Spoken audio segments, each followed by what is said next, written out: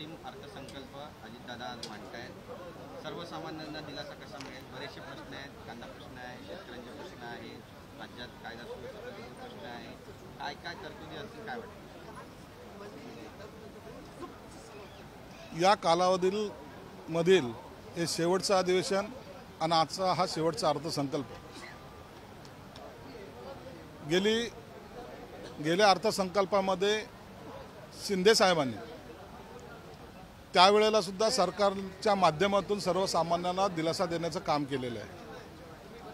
आणि आजही जर या महाराष्ट्रातली परिस्थिती पाहिली तर दुष्काळाची परिस्थिती आहे, काही ठिकाणी अतिवृष्टीचा धोका आहे आणि त्यामुळे जे काही नुकसान झालेले त्यासाठी दिलासा देणारा हा अर्थसंकल्प राहणार आहे। हा अर्थसंकल्प सर्वसामान्य माणूस हा क्रायटेरिया त्याला केंद्रबिंदू मानून हा आजचा अर्थसंकल्प सादर होईल। त्या बाबतीमध्ये जेव्हा समोर येईल सभागृहात जेव्हा तो मांडला जाईल त्यावर सविस्तर बोलणं उचित होईल। आज SIT स्थापन करण्यात आलेली आहे। जरांगे पाटील ज्या पद्धतीने विधानं करतायत, शिवराळ भाषेचा वापर करतायत, या सगळ्यांच्या मागे नेमकं कोण आहे? कारण बरेचसे आरोप प्रत्यारोप होत आहेत की ते ठाकरेंचे स्वीकृत असतात, शरद पवारांचे स्वीकृत असतात, राजेश टोपे याच्या मागे आहेत, रोहित पवार आहेत। काय वाटतं नेमकं तुम्हाला? सगळं सत्य बाहेर येईल? गेल्या 3-4 दिवसापासून महाराष्ट्रामध्ये मराठा आंदोलनाच्या आडून काही घटना घडण्याचा प्रकार आपण पाहिलेला आहे। काही ठिकाणी एकमेकाला चॅलेंज करण्याची भाषा वापरली गेलेली आहे आणि हे शांततेत चालणारं आंदोलन एक वेगळ्या मार्गाने कसं चाललंय यामुळे सरकार सुद्धा गंभीरतेने त्या आंदोलनाकडे पाहत आहे। जरांगे पाटलांनी जे काही आंदोलन केलं त्या आंदोलनामधल्या ज्या त्यांच्या मागण्या होत्या त्या मागण्या पूर्ण करण्याचं काम मुख्यमंत्री एकनाथ शिंदे आणि त्यांच्या सहकार्याने केलेलं आहे। मूळ मागणी जी त्यांची होती की कुणबी सर्टिफिकेट मिळाले पाहिजेत, ते लाखो कुणबी सर्टिफिकेट हे मराठा समाजाला मिळालेले आहेत, याचा अर्थ ते OBC झालेले आहेत। दुसरा मुद्दा जो त्यांचा होता की आम्हाला आरक्षण हवंय, परंतु नंतर त्यांनी जेव्हा भूमिका बदलली त्यांनी सांगितलं की आम्हाला OBCतूनच पाहिजे। तर त्यावेळेला शिंदे साहेबांनी त्यांची भूमिका स्पष्ट केली होती की आरक्षण आम्ही निश्चित मराठा समाजाला देणार आहोत, परंतु OBC समाजाच्या आरक्षणाला धक्का न लावू देता ते आरक्षण देणार आहोत। काही लोकांनी याच्यावर टीकाही केली, परंतु एकनाथ शिंदे साहेबांनी ते आरक्षण या सभागृहामध्ये बिल आणून ते पासही केलं। जेव्हा 10% सेपरेट आरक्षण दिलं गेलं त्या टायमाला महाराष्ट्रातील तमाम मराठा बांधवांनी त्याच्याबद्दलचा आनंद व्यक्त केलेला आहे, परंतु शंका उपस्थित करून त्यांच्या आनंदावर कसं विरजण टाकता येईल हा प्रयत्न काही राजकीय लोकांनी केला। मग हे 10% दिलेलं आरक्षण टिकेल का? मागे 2 वेळा जे काय आपण आरक्षण दिले होते ते टिकलं नाही तर हे कसं टिकेल यावर अनेक लोकांनी चर्चा केल्या। मी आपल्या माध्यमातून स्पष्टपणे सांगू इच्छितो की ह्या मधल्या काळामध्ये जी मागास आयोगाची जी समिती स्थापन केली होती, जवळपास त्यांनी 3.5 ते 4 लाख कर्मचारी लावून हा सर्वे सुद्धा केला आणि हा सर्वेचा अहवाल मागच्या वेळेला जे काही मराठा आरक्षण जर कॅन्सल झालं होतं त्यामध्ये सुप्रीम कोर्टाची टिप्पणी होती की मराठा समाजाला मागास कसं ठरवणार, कोणता बेस आहे, आणि तो बेस यावेळेला सरकारने तयार करून मराठा आरक्षणाची घोषणा या सभागृहात केलेली आहे। म्हणून हे आरक्षण टिकणारच आहे आणि मी खात्रीपूर्वक सांगतो की हे पहिलं असं नाही, हे अनेक राज्य आहेत, माझ्याकडे त्याची यादी आहे पूर्ण। या यादीमध्ये जर पाहिलं तर जवळपास 2 केंद्रशासित जे प्रदेश आहेत, लक्षद्वीप आणि दीव दमण, लक्षद्वीपला तर 100% आरक्षण दिलेलं आहे, दीव दमणला 51% दिलेलं आहे आणि बाकी जे राज्य आहेत जवळपास 23 राज्य असे आहेत जे 50%च्या वर त्यांना आरक्षण मिळालेलं आहे। म्हणून हे सर्व कायदेशीर प्रक्रिया पूर्ण करून आपण आरक्षण दिलेलं आहे। हे सर्व झाल्यानंतर सुद्धा मग हे आता आंदोलन शमेल आणि मराठा समाजाला न्याय मिळाल्यानंतर हे कशाला शांत जर झाले तर राजकीय पोळी कशी भासता येणार नाही, या एक फक्त ईर्ष्येपोटी काही लोकांनी भांडणं लावण्याचा प्रयत्न केलेला आहे।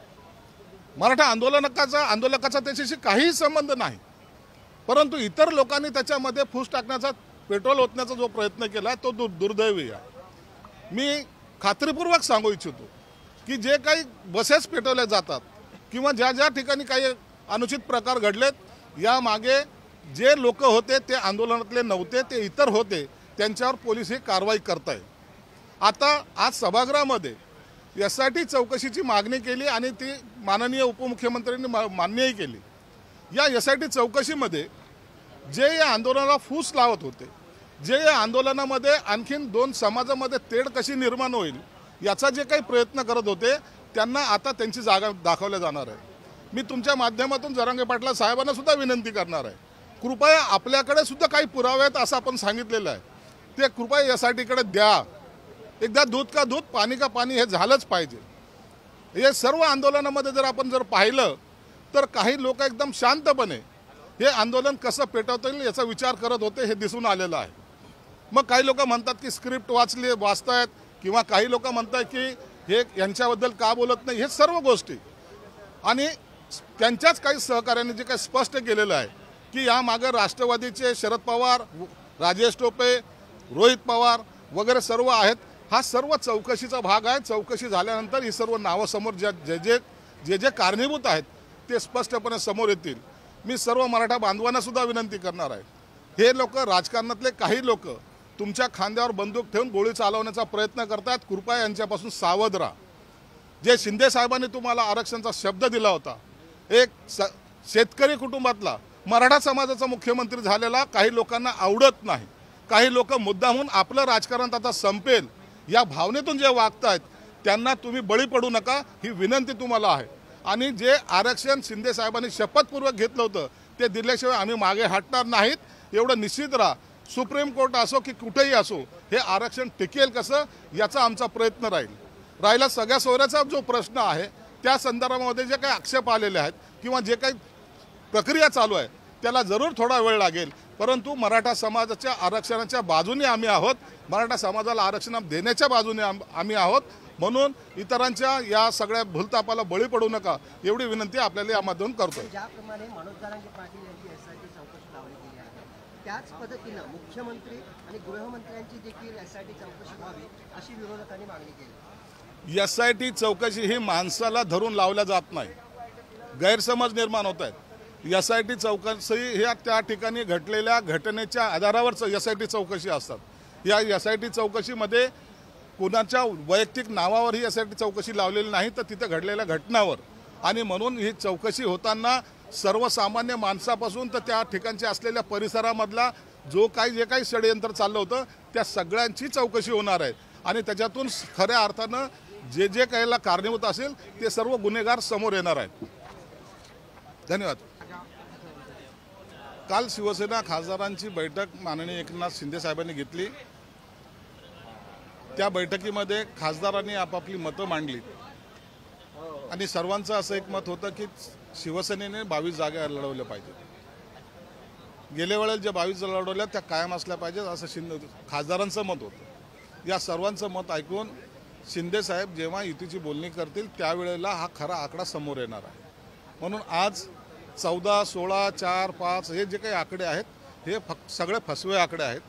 यांची बैठक आता उद्या परवा जेव्हा होईल त्या टायमाला एकनाथ शिंदे साहेब, देवेंद्र फडणवीस साहेब आणि अजितदादा या बाबतीची घोषणा करणार आहे. मराठवाड्यात काँग्रेसला लागलेली जी गळती आहे ती काही कमी होण्याचं नाव घेत नाहीये. आणखी एका माजी आमदारांनी आता भाजपमध्ये प्रवेश करू इच्छितात. बसवराज पाटील हे आता भाजपमध्ये प्रवेश करत आहेत. कसं पाहता एकूणच महाविकास आघाडीच्या वाटचाली? महाविकास आघाडीची मला वाटतं आजही काही बैठक होती. यापूर्वी मी सांगितलं होतं की या महाविकास आघाडीमध्ये अत्यंत असंतोष आहे. प्रत्येकाला राजकीय भवितव्य त्या पक्षामध्ये दिसत नाहीत. म्हणून काँग्रेस असेल, उभाटा गट असेल किंवा शिल्लक असलेली शरद पवारची राष्ट्रवादी असेल, यातून अनेक जण या 8 दिवसामध्ये शिवसेना आणि भाजपमध्ये प्रवेश करणार आहेत. सर्वात एक महत्त्वाचं म्हणजे सत्ताधारी जे आमदार आहेत त्यांना मिळालेल्या निधीवरून काही नाराजी व्यक्त केली जात आहे की शिवसेनेला जास्त निधी मिळतोय कारण त्यांचा मुख्यमंत्री आहे. भाजपचे जास्त आमदार आहेत म्हणून त्यांना व्यवस्थित निधी मिळते, मात्र राष्ट्रवादीला निधी कमी मिळत आहे अशी काही चर्चा आहे. असं काही नाही, सर्वांना समान निधी वाटला जाईल. कारण की येणारी विधानसभेची निवडणूक असेल की लोकसभेची निवडणूक असेल, आम्हाला तिघांना मिळून ताकदीने लढायची. म्हणून निधीमध्ये कधी कम जास्तपणा होणार नाही. एखाद्याला एखादी निधी थोडा बहुत जर जास्त गेला असेल तर त्याच्यात काही गैर मानण्याचं कारण नाही, परंतु सर्वांना समान वाटण्याचा किंवा सर्वांना समान निधी देण्याचा मुख्यमंत्री आणि उपमुख्यमंत्र्यांचा मनोदय आहे आणि त्याच पद्धतीने निधी दिले जाईल. रोहित पवार असं म्हणतायत की मनोज जरांगे पाटील यांच्या मागे जरी राष्ट्रवादी होत आहे असा आरोप जरी आता लावला जातोय, मात्र भविष्यामध्ये या सर्व प्रकारची सूत्र आहेत ती शिवसेनेकडे गेलेली पाहायला मिळतील आणि भाजप नंतर शिवसेनेला दाबेल खाली आणि शिवसेनेचा वापर करून. शिवसेनेचे मुख्यमंत्री माननीय एकनाथ शिंदे साहेबांनी मराठा समाजासाठी थोडा खारीचा जो वाटा उचललेला आहे त्याला महाराष्ट्रातील अख्खा मराठा समाज मानतोय आणि म्हणून हीच भीती या लोकांना आहे. म्हणून हे लोक दंगली घडवणे, बसेस जाळणे हे जे काही प्रकार करतायत किंवा काही कार्यकर्त्याला उचकवण्याचा प्रयत्न करतायत, म्हणून त्यांना त्यांची जी भीती ती त्यांच्यापुरतं मर्यादित राहू द्या. परंतु शिवसेना भाजप युती ही मजबूतीने येणार निवडणूक लढणार आहे. रोहित पवारांनी टार्गेट म्हटलं, त्यांनी असं म्हटलंय की शिवसेनाच यामागे मूळ आहे. येईल ना, आता SIT चौकशीमध्ये सर्व येईल. रोहित पवारांनी सुद्धा कुठं फोन केलेत. राजेश टोपे आणि रोहित पवारचे कुठं गुप्त भेटी व्हायच्या आणि ते कसे फोनवर बोलायचे याचा सर्व रेकॉर्ड आलेला आहे. आता हे पब्लिकली आता यासाठी करत नाही की चौकशीच्या अहवालामध्ये ते सगळं स्पष्ट होईल, अधिकृतपणे होईल. रोहित पवार कुठे गेले ते, जालन्याच्या गेस्ट हाऊसवर कोण भेटलं होतं, त्याच्यानंतर त्या हॉटेलमध्ये कोण भेटलं होतं याचा सविस्तर अहवाल सरकारकडे आहे.